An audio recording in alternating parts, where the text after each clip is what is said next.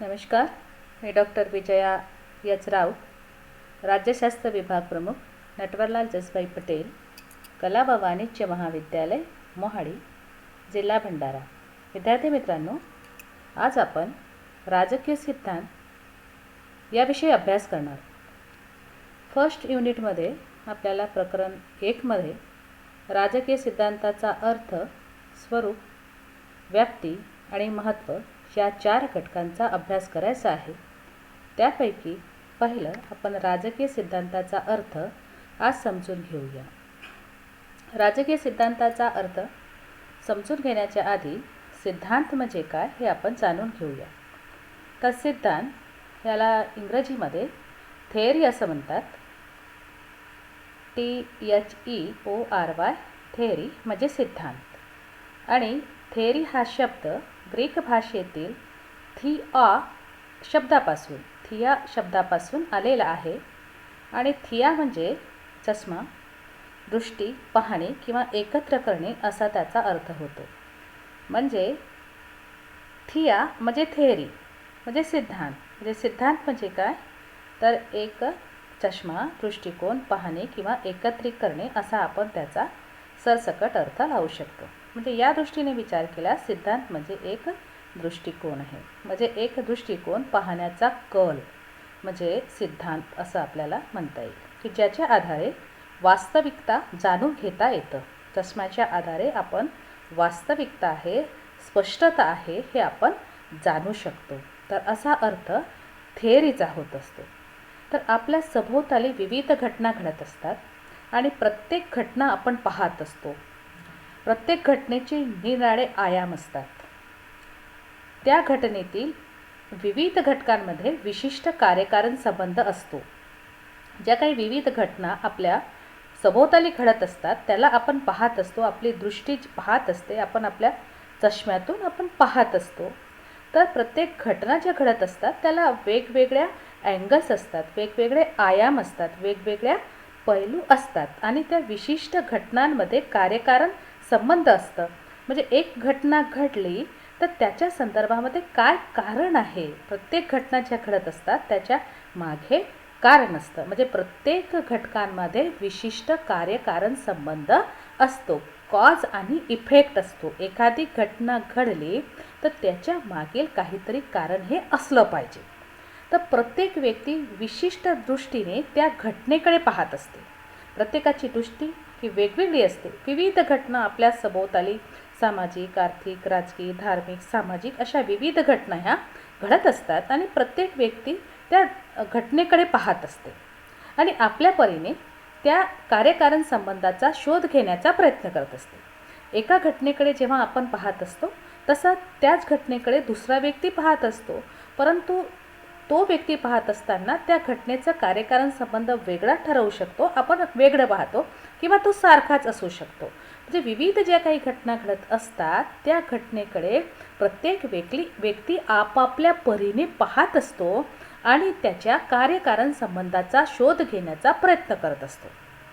त्यासाठी तथ्याची निवड करून त्याची वर्गवारी करतो आणि काही निष्कर्ष काढतो. म्हणजे काही लोक एखाद्या घटनेकडे पाहतात तर नुसतेच पाहतात, कार्यकारण संबंध काहीतरी आपलं वरवर लावतात आणि दूर होतात. काही लोक काय करत असतात की ज्या काही घटना घडत असतात तर त्या संदर्भामध्ये तथ्य निवडत असतात. तथ्याची माहिती म्हणजे सत्यतेची माहिती, तथ्य म्हणजे एक प्रकारचा डाटा जो असतो, सत्यता असतो, तो गोळा करतो आणि त्याची वर्गवारी करतो आणि काही निष्कर्ष काढत असतो की ही जी घटना घडलेली आहे, हे कार्य झालेलं आहे, या कारणाच्या मागे काय कारण आहे, या घटनेच्या मागे काय कारण आहे याचा शोध घेण्याचा प्रयत्न करत असतो. आणि त्याच्यासाठी तो सत्यतेची जी माहिती आहे म्हणजे तथ्य जे आहे ते तथ्य तो गोळा करतो आणि त्याची वर्गवारी करतो आणि काही निष्कर्ष काढतो. याला सिद्धांत म्हणता येईल. थोडक्यात वस्तुस्थितीकडे पाहण्याचा विशिष्ट दृष्टिकोन म्हणजे सिद्धांत. तर आपण एखाद्या वस्तुस्थिती जी आहे त्याच्याकडे जो पाहण्याचा एक कल असतो, दृष्टिकोन असतो, त्याला सिद्धांत असं म्हणता येईल. तर आपण या ठिकाणी सिद्धांत म्हणजे काय आहे हे आपण समजून घेण्याचा प्रयत्न केलेला आहे की एखाद्या घटनेकडे पाहण्याचा जो विशिष्ट दृष्टिकोन असतो त्याला दृष्टिकोनाला सिद्धांत म्हणता येईल असं नाही, परंतु ती जी घटना जी आहे, आपल्या सभोवताली ज्या काही घटना घडलेल्या आहे त्याच्या संदर्भातील कार्यकारण संबंध शोधून घेण्यासाठी तथ्याची निवड करणे, त्याची वर्गवारी करणे, त्याचे निष्कर्ष काढणे, त्याला सिद्धांत म्हणतात. नुसती घटना घडलेली आहे आणि त्याला नुसतंच पाहणं आणि वरवर त्याचं कार्यकारण संबंध लावणं याला सिद्धांत म्हणता येणार नाही. तर सिद्धांत ही एक प्रकारची चिकित्सक अशी व्यवस्था आहे, पद्धती आहे, ही अभ्यास पद्धती आहे असं म्हणता येऊ शकेल. यानंतर तर या सिद्धांतातून प्रामुख्याने 2 गोष्टी स्पष्ट होतात. पहिली आहे की विविध घटना किंवा घटनांमध्ये कार्यकारण संबंध असतो. म्हणजे कोणतीही जी घटना आहे किंवा घटक आहे त्याच्यामध्ये कार्यकारण संबंध असतो, कॉज आणि इफेक्ट हा असतोच. दुसरं, असा संबंध दर्शविण्यासाठी तयार केलेली काही तत्वे, नियम किंवा संकल्पना असतात. तर अशा 2 गोष्टी सिद्धांतामध्ये असतात असे शास्त्रज्ञ किंवा राजकीय तज्ज्ञ म्हणतात.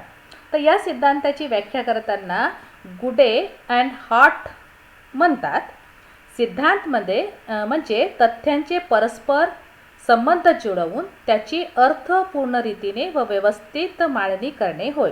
आता सिद्धांत म्हणजे काय? आता याच्या आधी आपण सांगितलं की एखादी घटना घडत असेल तर त्याला फक्त पाहणं आणि वरवर काहीतरी निष्कर्ष लावून देणं म्हणजे सिद्धांत नाही. तर या ठिकाणी गुडे अँड हॉट म्हणतात जे सिद्धांत म्हणजे काय आहे, तर तथ्यांची परस्पर जुळवणूक म्हणजे जे कार्यकारण संबंध आहे तर त्या आणि जे गोळा केलेली माहिती आहे तर त्या तथ्यांचे परस्पर संबंध जुळवून त्यांची अर्थपूर्ण रीतीने व व्यवस्थित मांडणी करणे त्याला सिद्धांत असं म्हणतात. तर ह्या ठिकाणी आपण सिद्धांताचा अर्थ आपण समजून घेतलेला आहे.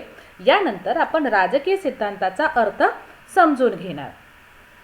तर राजकीय सिद्धांत प्रस्थापित करण्याची जी प्रक्रिया आहे ती प्राचीन ग्रीक कालखंडापासून आहे.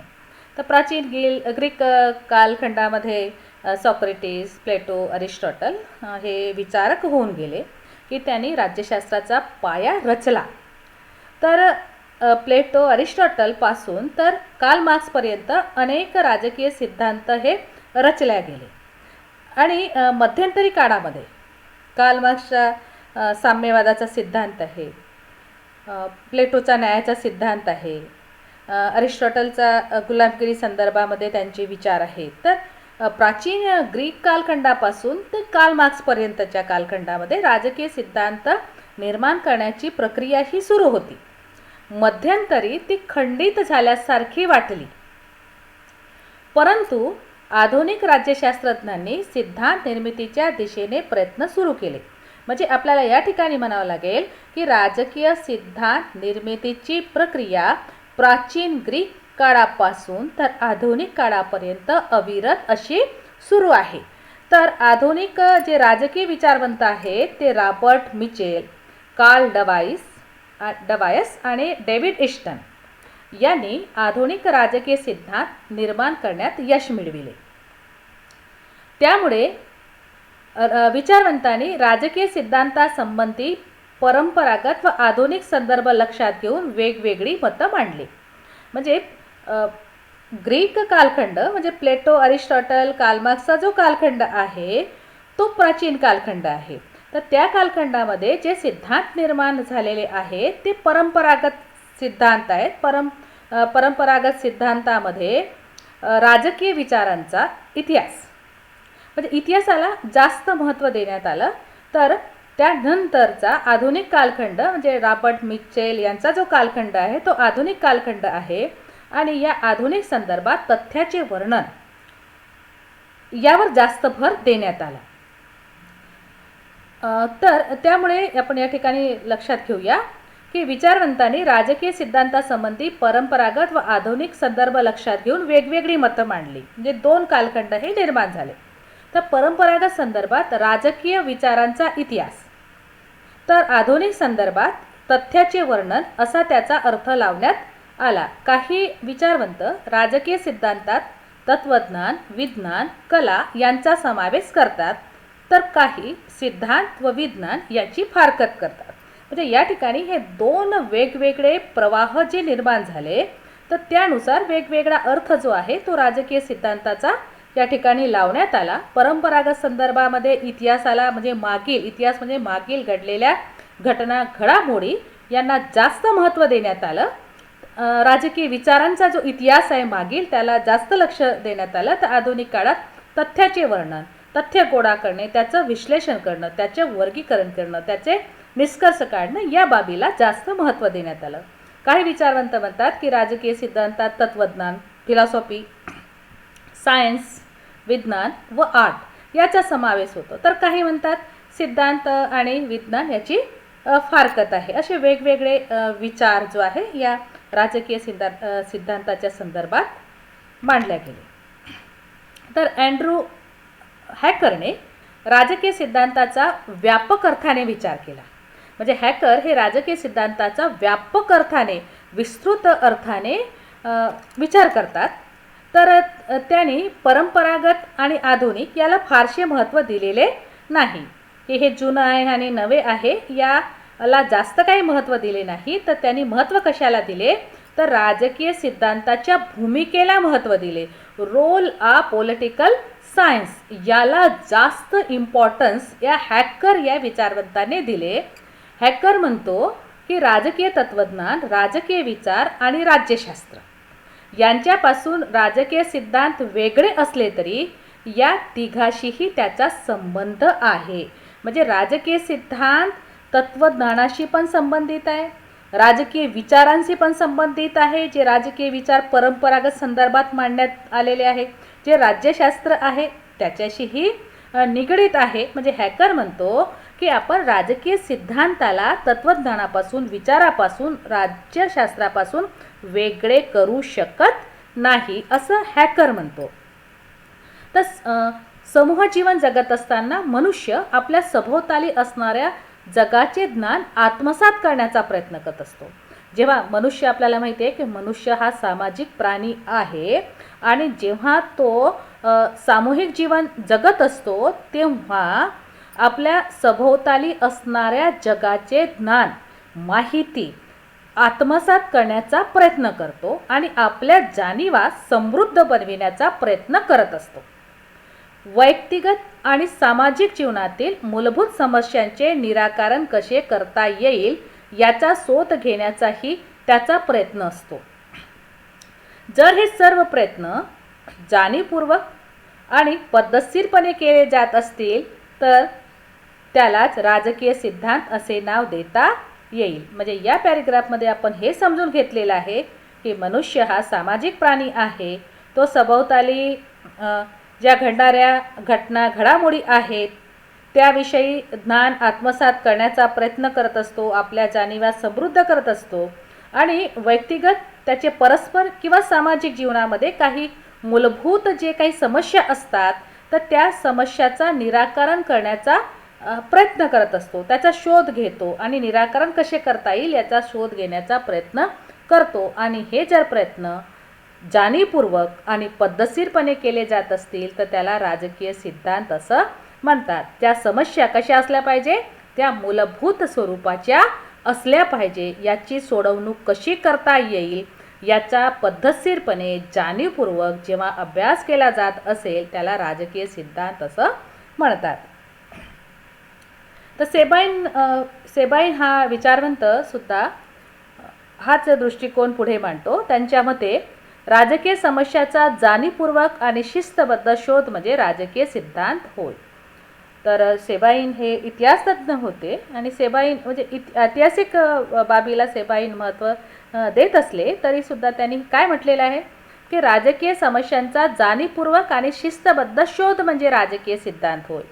म्हणजे कोणताही महान राजकीय सिद्धांत तत्कालीन परिस्थितीचे विश्लेषण करण्यासाठीच नव्हे तर अन्य परिस्थितीतही मार्गदर्शक ठरू शकतो असे सेबाइनने म्हटले आहे.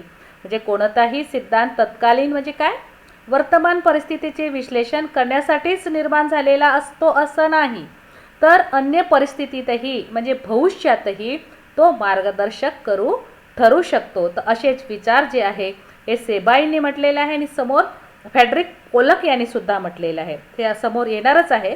तर तुम्हाला लक्षात राहण्यासाठी या ठिकाणी मी सांगितलेलं आहे की सेबाईंनी वर्तमान स्थितीचा म्हणजे तत्कालीन स्थितीचे आणि या ठिकाणी अन्य परिस्थितीतही मार्गदर्शक ठरू शकेल, म्हणजे भविष्यातही ते मार्गदर्शक ठरू शकेल. तर असं सेबाईंनी राजकीय सिद्धांताच्या संदर्भामध्ये आपले विचार मांडलेले आहे. तर सेबाईंने राजकीय सिद्धांतातून 3 गोष्टी स्पष्ट होतात असे म्हटलेले आहे. पहिलं की ज्या घटना आणि घडामोडीतून राजकीय सिद्धांत निर्माण झाला त्याची वस्तुनिष्ठ मांडणी, म्हणजे ज्या काही घटना घडामोडी घडत असतात त्यांची वस्तुनिष्ठ मांडणी. घटना घडामोडीतून राजकीय सिद्धांत निर्माण झाला त्याची वस्तुनिष्ठ मांडणी. वस्तुनिष्ठ म्हणजे जसं आहे तसं मांडणं. आत्मनिष्ठ म्हणजे काय की आपल्याला जसं वाटतं तसं त्या घटना आपण आपल्या परीने त्याची मांडणी करणे, त्याला आत्मनिष्ठ म्हणतात. आणि वस्तुनिष्ठ म्हणजे काय की जशी घटना किंवा घडामोडी घडतात तशाच स्वरूपात त्या मांडणे, तशा स्वरूपामध्ये त्या पाहणे, तशा स्वरूपामध्ये त्या सोडवण्याचा प्रयत्न करणे, याला वस्तुनिष्ठ असं म्हणतात. तर सेबाईन म्हणतो की ज्या घटना घडामोडीतून राजकीय सिद्धांत निर्माण झाला त्याची वस्तुनिष्ठ मांडणी. दुसरं, त्या घटनांच्या कार्यकारण संबंधाचे विवरण, कॉज आणि इफेक्ट, म्हणजे त्या घटनाचं काय कार्यकारण संबंध आहे याचं विवरण करणं. ती घटना घडण्याच्या मागील कोणती परिस्थिती आहे हे जशीच्या तशी जाणून घेणे, वस्तुनिष्ठपणे ती जाणून घेणे, ही दुसरी बाब सेबाईंनी सांगितली. आणि तिसरी सांगितली की एखादी गोष्ट घडावी किंवा घडणे योग्य ठरेल असे प्रतिपादन, म्हणजे या ठिकाणी अन्य परिस्थितीमध्ये मार्गदर्शक ठरू शकेल असं त्यांनी म्हटलेलं आहे. म्हणून एखादी गोष्ट घडावी किंवा घडणे योग्य ठरेल असे प्रतिपादन, म्हणजे भविष्यामध्ये कोणती घटना घडेल याचं योग्य प्रतिपादन, अशा 3 बाबीला सेबाईन यांनी महत्त्व हे दिलेलं आहे. यानंतर आपण 2-3 व्याख्या आपण राजकीय सिद्धांताच्या बघूया. परीक्षेमध्ये 8 मार्कासाठी हा प्रश्न येत असतो, राजकीय सिद्धांताचा अर्थ सांगा. किंवा कधीकधी 16 मार्काचा सुद्धा प्रश्न हा येत असतो, राजकीय सिद्धांताचा अर्थ व्याप्ती सांगून त्याचे महत्त्व प्रतिपादित करा असा. सेपरेट आला तर तो 8 मार्काचा येईल आणि पहिल्या प्रश्नामध्ये जर आला तर तो 16 गुणाचा येईल, पण त्याला जॉईंट दुसरा प्रश्न विचारला जाईल. तर या ठिकाणी आपण व्याख्या बघूया. तर दांते जर्मिनो यांनी राजकीय सिद्धांताची व्याख्या अशा प्रकारे केलेली आहे. माणसाच्या सामाजिक अस्तित्वासाठी आवश्यक व उपयुक्त अशा व्यवस्थेसंबंधीच्या तत्वाचा चिकित्सक अभ्यास म्हणजे राजकीय सिद्धांत. तर या ठिकाणी चिकित्सक अभ्यास म्हणजे बारीक अभ्यास या बाबीला दांते जर्मिनो यांनी महत्त्व दिलेलं आहे. मनुष्याच्या सामाजिक अस्तित्वासाठी आवश्यक म्हणजे मनुष्याच्या सामाजिक अस्तित्वासाठी आवश्यक आणि उपयुक्त अशा व्यवस्थेसंबंधीच्या तत्वांचा चिकित्सक अभ्यास म्हणजे राजकीय सिद्धांत आहे. म्हणजे या ठिकाणी दांते जर्मिनो यांनी तत्वांचा चिकित्सक अभ्यास याला जास्त महत्त्व दिलेलं आहे. तर ही दांते जर्मिनो यांनी व्याख्या केलेली आहे. अँड्रू हॅकरने व्याख्या केलेली आहे. केव्हाही आणि कुठेही केलेल्या तात्विक किंवा शास्त्रीय ज्ञानाच्या ज्या संकल्पनामुळे आम्ही आज राहत असलेल्या आणि उद्याही राहणार असलेल्या जगाविषयी आमची समज वाढते त्याला राजकीय सिद्धांत असं म्हणतात.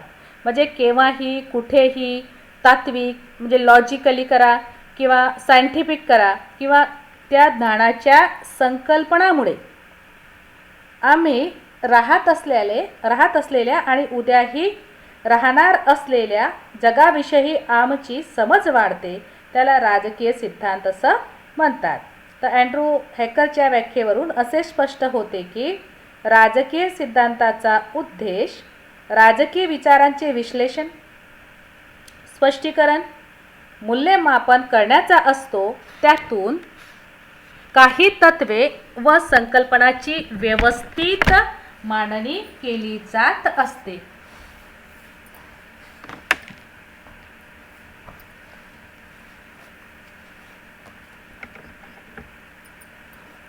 अशा प्रकारची सुव्यवस्थित मांडणी राज्यशास्त्राचे स्वरूप निश्चित करीत असते. तर अशा प्रकारची ह्या दोन व्याख्या आपण या ठिकाणी बघितलेल्या आहेत.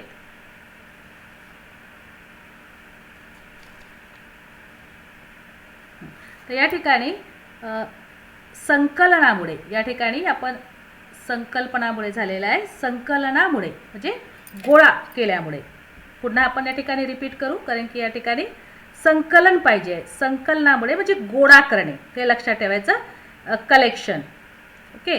तर अँड्रू हेकरच्या मते केव्हाही आणि कुठेही केलेल्या तात्विक आणि शास्त्रीय ज्ञानाच्या या संकलनामुळे म्हणजे गोळा केल्यामुळे आम्ही आज राहत असलेल्या आणि उद्याही राहत असणाऱ्या जगाविषयी आमची समज वाढते. त्याला राजकीय सिद्धांत असं म्हणतात. तर ह्या दोन व्याख्या आपण या ठिकाणी बघितलं. आणि लास्ट व्याख्या फ्रेडरिक पोलक, राजकीय सिद्धांत त्रिकालाबाधित स्वरूपाचे असतात. सेबाईंचे विचार व्यक्त करत असताना फ्रेडरिक पोलक यांचे विचारांचा आपण आढावा घेतलेला होता, की जसं सेबाईन म्हणतो की वर्तमान कालामध्ये म्हणजे तत्कालीन परिस्थितीचे विश्लेषण करण्यासाठी आणि समोरच्या कालखंडामध्ये सुद्धा ते मार्गदर्शन करण्यासाठी असतं. तर तशाच प्रकारचे विचार या ठिकाणी फ्रेडरिक पोलक म्हणतो की राजकीय सिद्धांत त्रिकालाबाधित स्वरूपाचे असतात. त्यांच्या मते राजकीय सिद्धांत तत्कालीन परिस्थितीचे विश्लेषण करण्यासाठी म्हणजे वर्तमान परिस्थितीचे विश्लेषण करण्यासाठी आणि भविष्यातील समस्याच्या वेध घेण्यासाठी व इतर प्रसंगी मार्गदर्शन करण्यासाठी उपयुक्त ठरतात. अशा प्रकारे फ्रेडरिक पोलक यांनी व्याख्या केलेली आहे. तर सेबाईंचे मतसुद्धा पोलकच्या विचाराचे समर्थन करणारे आहे. तर अशा प्रकारे आपण या ठिकाणी राजकीय सिद्धांताचा अर्थ जो आहे तो आपण जाणून घेतलेला आहे. या ठिकाणी फक्त काय करायचं आहे, हे संकल्पनामुळे नाही, तर या ठिकाणी संकलनामुळे, हे या ठिकाणी थोडं लिहिताना हे मिसप्रिंट झालेलं आहे. तर हे तुम्ही लक्षात ठेवायचं. ठीक आहे. थँक्यू व्हेरी मच तुम्ही व्हिडिओ शेवटपर्यंत बघितल्याबद्दल. आता नेक्स्ट व्हिडिओमध्ये आपण राजकीय सिद्धांताचे दोन स्वरूप जे आहे त्या स्वरूपापैकी एक स्वरूप आपण जाणून घेणार नेक्स्ट व्हिडिओमध्ये.